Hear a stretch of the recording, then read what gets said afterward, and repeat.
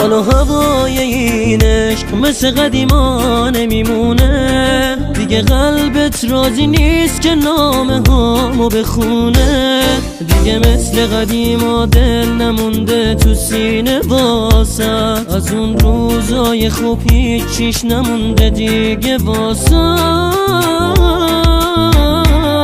دیگه خسته شدی از لحظه های کنار من بودن، دیگه دوستم نداری اینو از چشمای تو خوندم، بی تو میمیرم دیگه، واسه مهم نیست چشمام مثل بارون ببارن دیگه، دستات مثل قدیما مهربونی ندارن، بی تو میمیرم.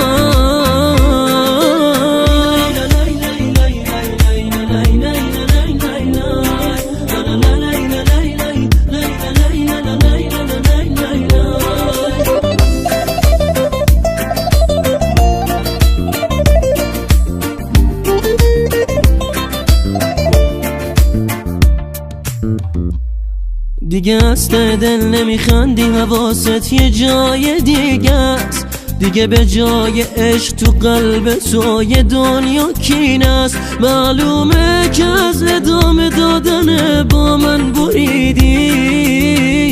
جاده عشق منو رفتی به یکی دیگه رسیدی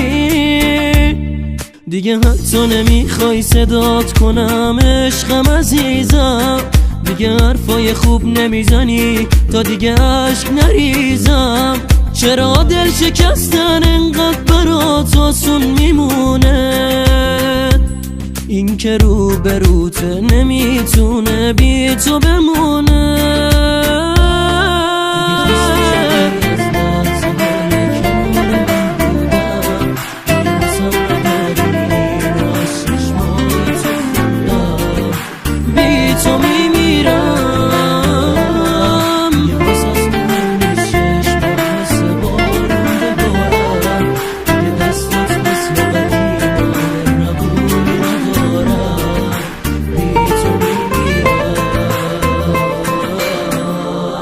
دیگه خسته شدی از لحظه های کنار من بودن، دیگه دوستم نداری اینو از چشمای تو خوندم، بی تو میمیرم دیگه، واسه مهم نیست چشمام مثل بارون ببارن دیگه، دستات مثل قدیما مهربون